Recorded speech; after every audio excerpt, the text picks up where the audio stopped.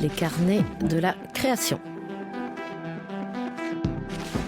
20h55, vous écoutez France Culture. Bonsoir à toutes, bonsoir à tous. Ravi de vous retrouver comme tous les soirs du lundi au vendredi au rendez-vous des découvertes artistiques. Elle est peintre et psychanalyste. Elle expose. Le sous-titre « L'art peut-il sauver ?» Est-ce que l'art peut sauver ? Sauver de quoi ? Comment ?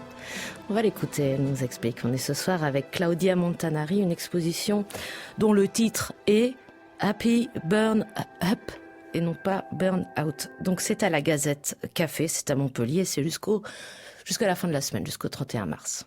Alors Claudia Montanari, d'abord psychanalyste, ensuite peintre, ou tout en même temps, ou l'art justement, thérapie, thérapeutique, par où ça a commencé pour vous ? Alors ça se croise, ça se superpose, ça s'enchevêtre. Disons que j'ai tiré un fil parce que j'ai eu un moment dans ma vie un peu difficile, d'où le titre. Et ensuite, je me suis forcée, on va dire, à transformer cet état de vie qui était plutôt dépressif, comme un enfer, en quelque chose d'un état de vie beaucoup plus tourné vers l'extérieur. Et donc l'envie de montrer aussi que l'art peut sauver, voilà, c'est un peu mon hypothèse. Alors vos tableaux sont très colorés. Vos tableaux reposent aussi sur une peinture que vous dites un peu en lien avec l'inconscient. Alors pour moi l'inconscient on essaie de le dire dans les rêves, en analyse. Moi j'ai fait 20 ans de cure analytique. Justement c'est parce que dans le langage il y a encore quelque chose qui fait frein, que j'ai voulu, dans l'acte de la pratique de la peinture, en m'associant à un poète et un philosophe, essayer de dialoguer quelque chose qui n'est pas représentable par la parole. Quelque chose qui vient au réveil alors ou la nuit, vous peignez, vous avez des horaires spéciaux pour travailler cette J'ai intention ? un temps, c'est peut-être pas des horaires spéciaux, c'est un temps qui se fraye un chemin dans mon cerveau et dans mon corps. Je pars souvent de choses que je vois instinctivement et qui me créent un éclair soit de souffrance, soit de sidération. Et à partir de là, je ramasse, je récolte, je répare et je construis quelque chose qui, selon moi, ne m'est pas seulement propre, qui peut parler à d'autres.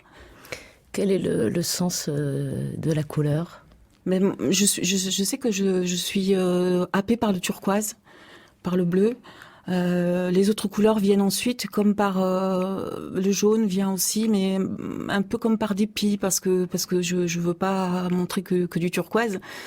Donc après je me lâche avec les autres couleurs, mais elles viennent presque en reste, voilà. Et les figures que vous peignez sont indécises, incertaines.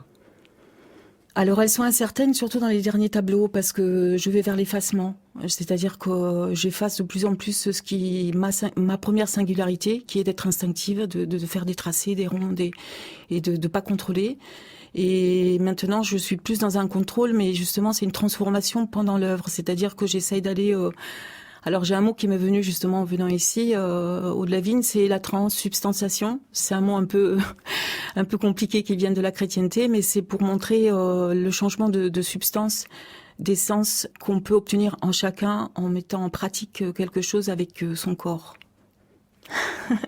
C'est un mot que j'avais utilisé quand j'écrivais pour l'Avant-Scène Théâtre, et c'est pour l'Annonce faite à Marie de Philippe Adrien, où il y avait Jacques Gamblin, et j'étais dans la régie plateau, et tous les soirs, il s'est passé vraiment quelque chose dans ma tête, quoi. Et la peinture plus que le théâtre, pour se révéler à soi-même ? Ben, en ce qui me concerne, oui, parce que dès que j'apparais, c'est douloureux.